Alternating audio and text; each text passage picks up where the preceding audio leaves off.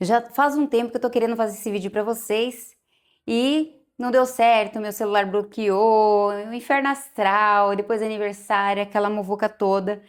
E hoje eu tô liberta, livre e liberta. E pensei em fazer esse vídeo pra você, mesmo que o roteiro já tinha ali escrito há mais de semanas. Mas tudo tá certo no universo e a gente só entende depois. O que eu quero falar hoje pra você é sobre a jaula invisível. Sabe quando você está prestes para alcançar, você sente que alguma coisa boa vai acontecer, mas acontece tudo de errado? Ou quando você está perto para alcançar alguma coisa que você toma a decisão, você fala assim, não, eu vou lá e vou pegar, aí o negócio parece que bloqueia, uma força contrária parece que te puxa para trás, bate um desânimo, você não sabe da onde, você perde ali as esperanças, fica desmotivado, alguém do nada fala alguma coisa para você, é uma prisão invisível, uma cadeia invisível que muitos de nós passamos e não entendemos muito bem. Até porque hoje tudo é tão corrido e a gente atropela essa coisa da percepção da vida, do eu, como eu me sinto, como eu estou hoje, o que aconteceu, o que é meu e o que não é meu e que eu acabei absorvendo. Mas uma das coisas que eu tenho observado em mim e também observando as pessoas na rua, eu consegui identificar uma dessas jaulas, pode ser o estado de espírito, o estado emocional. Quando a gente está com um estado emocional muito abalado, muito ferido, né, muito doente, a gente vai meio que perdendo a energia, a vitalidade, a força, a vontade, a conquista de mais um dia, sabe? Porque a gente vai entendendo depois que estar vivo é uma conquista diária. Acordar todos os dias é uma conquista diária. Só que a gente não percebe muito isso porque assim a gente olha muito mais para os problemas do que para aquilo que está dando certo. E aí eu faço a pergunta para você: se você está passando por isso, você consegue identificar? É tão engraçado e ao mesmo tempo é tão profundo. Eu não sou estudante da Mari Tortella, mas eu acompanho.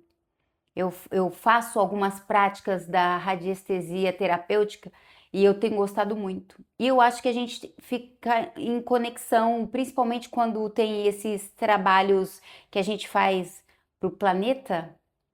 Eu gosto muito de servir o planeta, então uma das coisas que eu faço, ou eu entro no relógio de oração, eu sempre estou fazendo alguma coisa para o planeta, para o mundo, para outras pessoas, pessoas que nem conheço. E teve um segundo trabalho, né, de montar gráficos e tal para o planeta. E uma semana, acho que no dia que ela entregou esse trabalho, ela falou sobre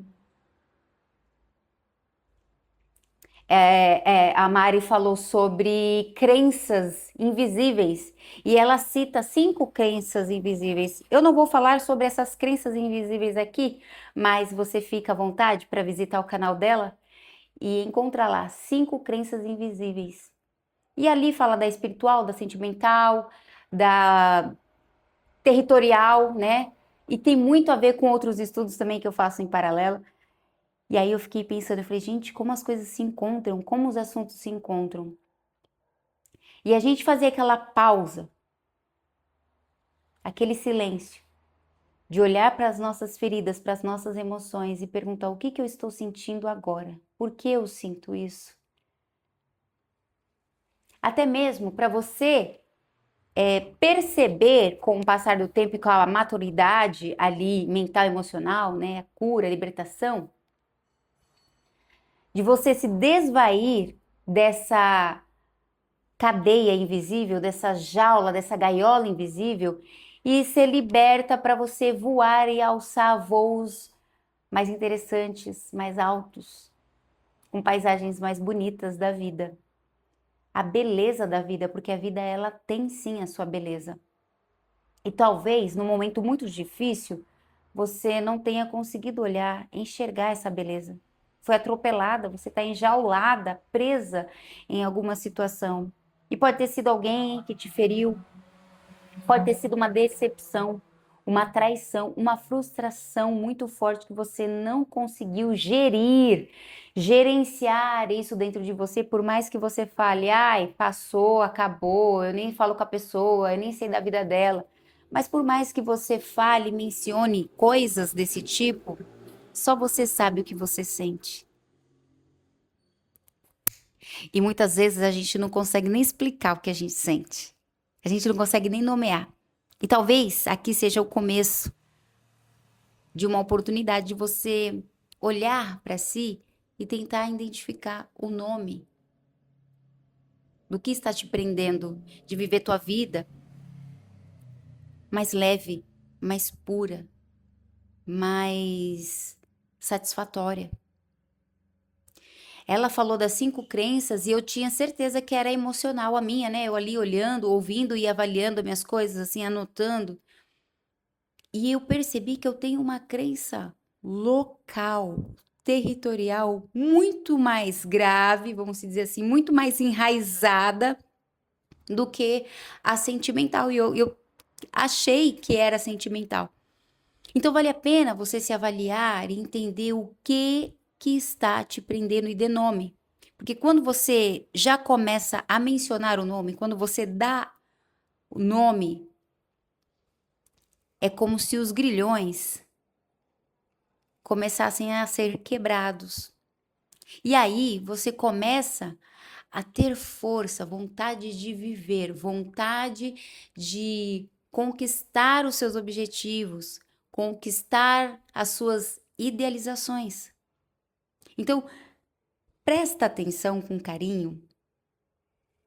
E a pergunta que eu faço para você, se você identificou aí alguma crença nesses minutos de bate-papo que a gente tem aqui, você coloca o nome de uma crença, se vier à mente, né, saltar do inconsciente para o consciente, nomeie todos esses sentimentos que muitas vezes você não sabe identificar. Às vezes pode ter sido de situações, né, que ocorreram que você nem deu valor, mas aquilo entrou com tanta profundidade que passou despercebido e só tem situações que acionam esse gatilho e você acaba repetindo padrões de comportamentos sem saber o que está pegando. Caramba, eu faço isso, quando me acontece isso, eu faço aquilo. Falou isso, eu respondo dessa forma.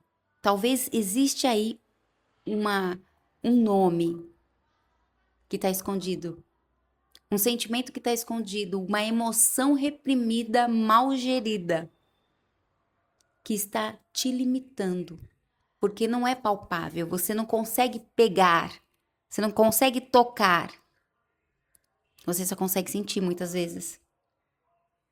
Ou, em algumas vezes, lembrar.